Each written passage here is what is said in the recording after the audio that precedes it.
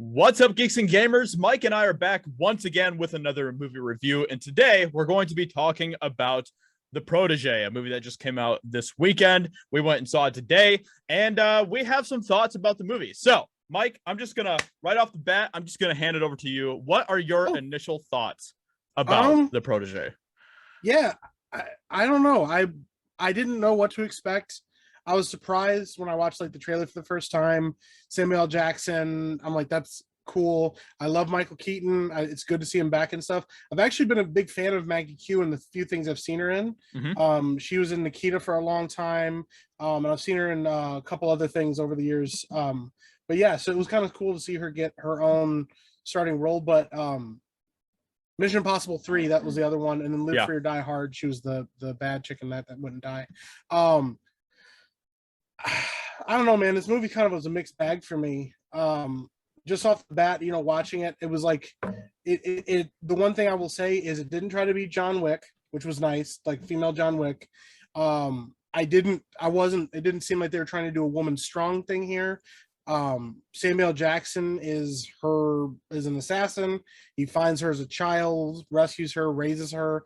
But they kind of skip over their relationship and then just kind of jump into it going, no, these two love each other. Just please believe us. And then the story starts, but the story kind of bounces all over the place and it tries to be a lot of things. But I will say if the story was a little bit tighter, I would have really, really liked this movie for what it is. And I think he could have stood out against movies that are trying to be John Wick with a girl. Yeah. And this movie just tried to be a good movie with a cool action with a badass female lead. Yeah.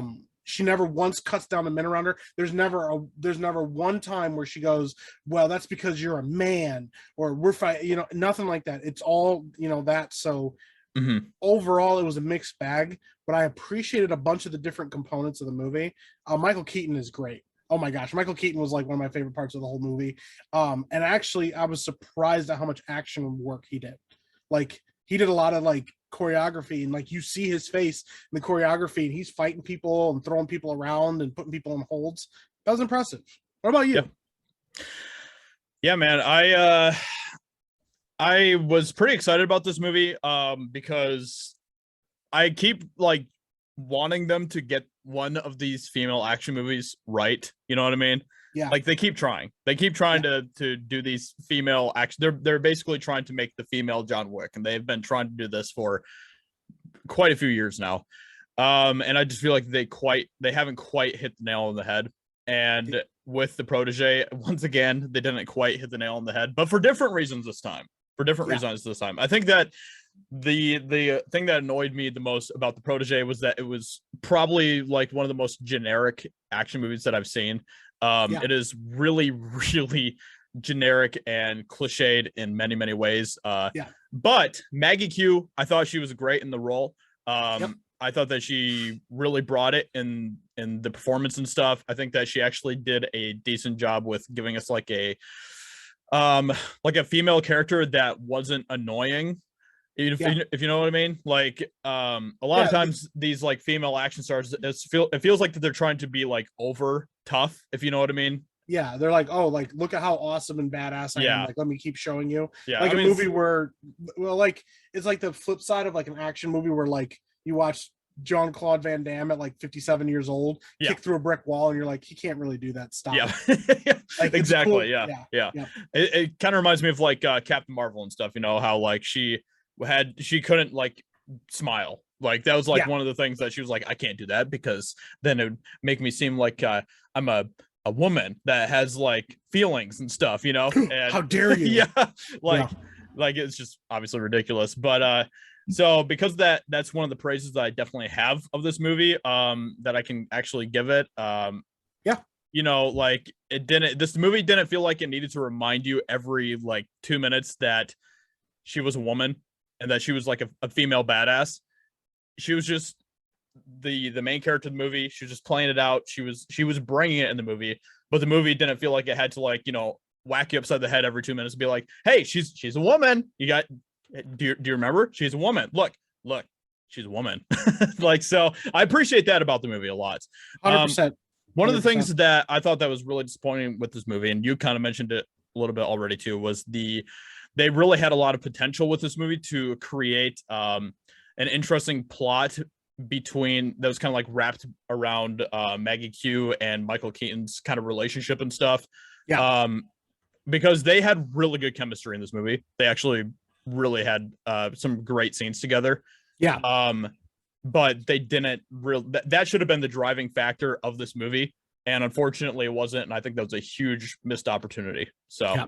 No, I agree. And like that's the thing when you the premise of the movie, you think it's supposed to be, you know, Samuel L. Jackson and her are really close. He dies. I'm gonna go get revenge for him. And then partway through the movie, it kind of turns into like Michael Keaton, who you think is going to be like the big bad of the movie, is kind of like more like a foil to her, and he's kind of an antagonist, but not really like trying to stop her. And like then they kind of have this like Mr. and Mrs. Smith kind of like kick your ass, kick my ass kind of relationship. I'm gonna be honest, there's a line in this movie, and I kind of want to spoil it for everybody. But I also don't, because it is the worst line I've ever heard in an action movie, but it is so good because it's so bad. And like, you know what? No, I didn't want to spoil it for you. If you get a chance to see this movie, you will know exactly what line it is. Yep. Because when the movie literally pauses and you go, what's that pause about? And then Michael Keaton says a line and you're like, you said that in the movie. But yeah, dude, like I wish they would have focused either on her and Michael Keaton, or her and Samuel Jackson, or you know, have, I don't know, it just bounces a lot. It didn't really know exactly where it wanted to land. And I'm gonna be totally honest here. The biggest disappointment with the whole movie was the ending. The ending is a really like mess, it feels so abrupt. Yeah. And then it happens, and you think they're gonna go one way with it, and then they do like a Ryan Johnson subvert your expectation where they're like, nope, we did this, and you're like, but why would you do that? That doesn't even make any sense to everything else in this movie. It's nothing woke or anything like that. I just want to like, it's just a weird choice. Overall, I don't know. So yeah, it's such a mixed bag, and like there are some parts of this I liked so much. I thought the choreography was actually really good. They do a really good job of like, when you see Maggie Q, like at one point she's running in like a runner's outfit. She's really skinny. She's very thin. She's convincing in the fight roles, but she's convincing. Stuff. Yeah. It never once feels like she picks up a guy over her head and throws him across the room, or like, sidekick, and the guy that's like 200 pounds bigger than her like goes flying. So I totally agree. She actually like used a lot of like her environment in order to like beat guys and stuff, and I thought that was really cool. So yeah, I mean, this movie is really is just kind of a mixed bag. Like there's some good things about the movie that I like, but overall, I don't think it's really a movie that's worth watching in theaters per se. Like I think this is definitely a movie that you could probably just pass over and, you know, watch at home or whatever. But you know, if you're into, you know, action movies and stuff, then it might be worth checking out, but it is pretty generic as far as an action movie goes. I think it is one of the better action movies that we've gotten that has a female lead, but absolutely. But also there's still a lot. The bar's not super high. Yeah, exactly. Yeah. Maggie Q was great. I will say that her character, she did a great job with her character. So I will give her all the credit for that for sure. I don't want this movie to fail, but I wouldn't suggest it in theaters either. Yeah. But it's a fun time. Like, you know what?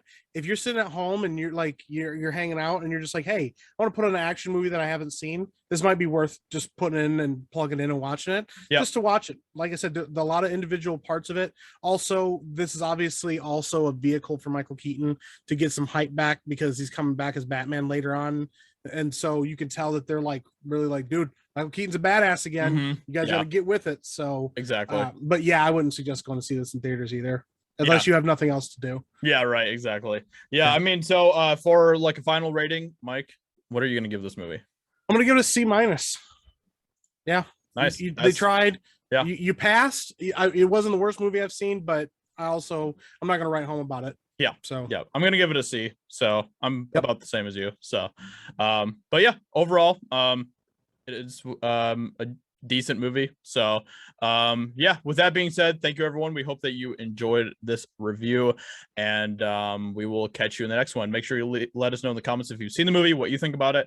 Hope you guys enjoyed, and we'll see you later. Bye.